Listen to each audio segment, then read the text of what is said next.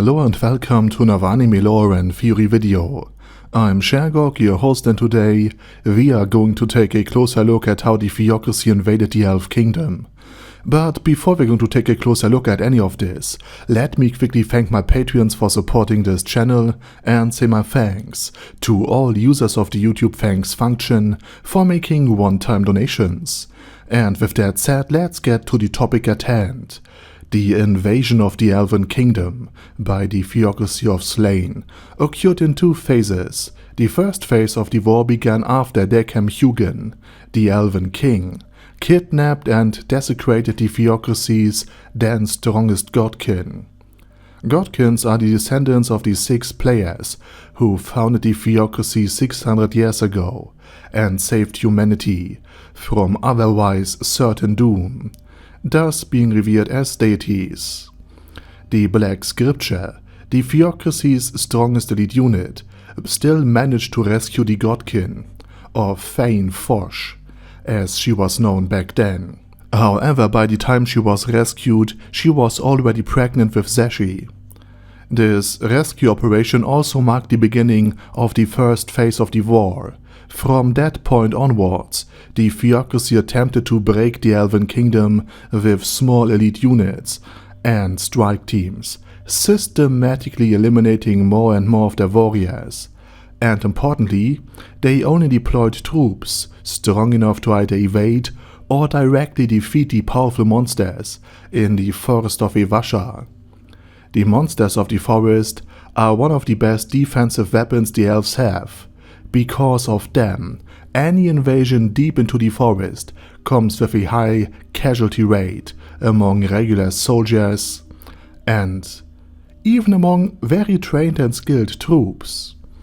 And this guerrilla warfare was conducted by the Theocracy for at least a century, significantly weakening the Elven Kingdom. This, however, did not concern Hugin, who wanted his numerous offspring to either become as strong as he was, which had not happened so far, or perish, which had happened consistently during more than a century, while the general population of the Elf Kingdom suffered under this war greatly, to the point that even one of the wives of Hugin, the Elf King, begged him to stop this war. The Theocracy not only has still peace within its own borders, but Slane could also fund its war efforts by selling captured elves or forcing them into labor. However, this phase ended when the Theocracy realized what the Sorcerer Kingdom was going to do, when the Sorcerer Kingdom under the undead king Ainsulgon invaded the Kingdom of Riestais and began exterminating large portions of its human population by using the undead army that it has built up. For the humanocentric Theocracy, which wanted to achieve humanity's sole domination, this was the worst possible scenario, and confrontations with the Sorcerer Kingdom seemed inevitable at this point, even in the short term. Therefore, the Theocracy wanted to avoid being at war with the Elven Kingdom and facing the Sorcerer Kingdom, so waging a two-front war. So by the time the Sorcerer Kingdom could mobilize against them, the Elven Kingdom needed to be subdued and be basically defeated as quickly as possible, so that all of the available forces could be sent to the border with the Sorcerer Kingdom, in case of a confrontation with its undead army. And there's also another reason why the Theocracy wanted to conquer the Elf Kingdom, but more to that later. As a result, the Theocracy quickly mobilized and assembled an army of many thousands of men, which in many ways was the exact opposite of the previous elite unit tactics. And many of them were, although being quite powerful, relatively young and oftentimes inexperienced in actual combat, and were merely led by a core of veterans. It was clear to everyone that there would be losses with this setup, but the Theocracy was no longer concerned with minimizing harm to humanity throughout the conflict that lasted for decades. and preserving peace within its borders, the Theocracy was now focused on militarily subduing the Elven Kingdom, while simultaneously providing regular soldiers and reservists with as much war experience and toughening them up as possible. The Theocracy knew that any conflict with the Sorcerer Kingdom would be many times bloodier than the fight against the elves and the jungle, and therefore they held back most of their elite units and sent the weaker forces forward. Nevertheless, the Theocracy's army was still formidable, as it was still the strongest regular force humanity could muster. And the then plan to neutralize the Elven Kingdom was as simple as it was brutal. They would first cut a wide swath into the forest of Ivasha, turning every tree in their path into kindling, until they had a broad corridor through which they could easily supply the front with food, water, and other necessary supplies, as well as arrows, but no siege weapons or ammunition for them. This also ensured that the advancing troops could spot approaching elves and monsters, so that they would not be a victim to ambushes.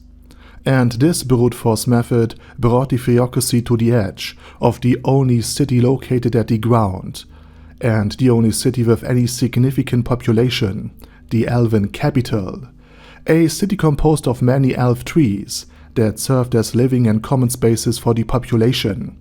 It was also situated by a lake, and had a perimeter around it, a forest-free zone, intended to deny attackers and forest creatures mostly any cover. It was inhabited by several thousands, and more likely several tens of thousands, of elves, along with the troops that had been gathered there. However, while the Theocracy had an organized and capable military apparatus, the Elven Kingdom relied on hastily recruited hunters sent from every village to the military and the capital city. Moreover, the elves were hopelessly outnumbered. Elven settlements held only a few hundred inhabitants, whereas the cities of the Theocracy housed tens and sometimes hundreds of thousands. And this is in addition to the vastly greater population on its vast and fertile land. In other words, the defenders were clearly outnumbered by the attackers, but had an excellent position, easy to defend. And then something happened that greatly surprised Ainsul Gorn, who was secretly observing the city. Instead of setting the flammable city of trees on fire along with the defenders, or bombarding it with trebuchets, or at least using a fog spell to obscure the elves' views of the attackers, the Theocracy sent their soldiers in a ruthless frontal assault against the elf positions. So, let me just explain this once again. The Theocracy, who is supposed to have many hundred years of experience in actual fighting for humanity, sent masses of cannon fodder, or rather bow fodder, towards the entrenched elven position across open fields, to then fight their way up through the trees from the very bottom. As much as this seemed stupid, it was a calculated loss of life. The masses of infantry that would prevail in the fight against the elves would be able to level up and unlock the ranger class. In other words, the Theocracy was power leveling their soldiers here to gain hundreds, if not thousands of rangers, people who could move and fight in the thick of the forest. This was not only to capture the elven capital intact, but also to prepare for the potential upcoming war with the Sorcerer Kingdom. They wanted to take advantage of all of the resources and the strategic position the great forest of Ivasha offered for defending against attackers, especially against hordes of low-level and low-intelligence undead that might struggle with guerrilla tactics. In other words, the Theocracy wanted to occupy the entire forest to wage an asymmetric war against the Sorcerer Kingdom, if it indeed would invade. The forest itself was practically part of the spoils of war. to counter the masses of undead and zombies the Sorcerer Kingdom could send into battle. Naturally, they would extract everything else they could find from the forest and from the elven capital. And the elves would continue to be used as forced labor, and any animal that could be domesticated and used for the Theocracy's advantage would likely be utilized as well. And so masses of soldiers stormed into the capital suffering heavy losses, while Ainz Ulgon was in the process of withdrawing with the captive Zeshi in order to regroup and interrogate her. And we do not know how the battle ended, but it is almost a certainty that the Theocracy captured the capital and extended its influence over the rest of the forest, while Ainz interrogated Zeshi and readied his own army. And with that said, now it's your turn. What are your thoughts on the nitty-gritty of how the Theocracy conquered the Elf Kingdom? Let me know it down in the comment section.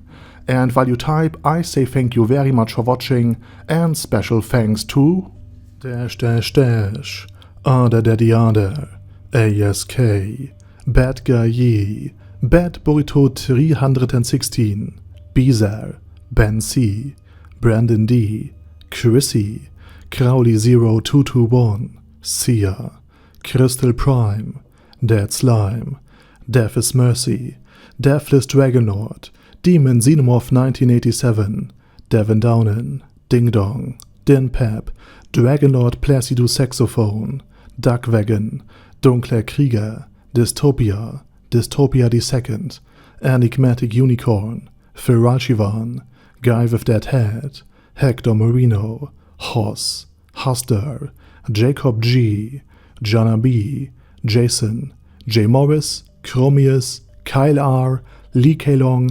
Legendarius, Lelouch Britannia with a Mustache, Lexus Fox, Lord Nishikian Rai, Lord Touch Me, Lofrazer, Merovec, Mr. Shoes, Mr. Tweaker, Michael R, Michael Y, Nope, Oh Hell No, Normal Toad, Okill, Overlord General Gasper, Paddy Pantom, Personage, Primus 11, Rhinomere, Q&A Caracos P, Shergox's Daddy, Shadow Lightning Wolf, Shrine Keeper, Sir Axolotl, Super Tier Magic Batista Bomb, Supreme Cheese, Staris, Ted, Texas Deer, The Orc Warboss, Rocket Smasher, T.E. Wang, Vash Hawkeye, Vegito 27, Venture Fanatic, Wilhelm, Zenukai, and Sonegon. Thanks guys.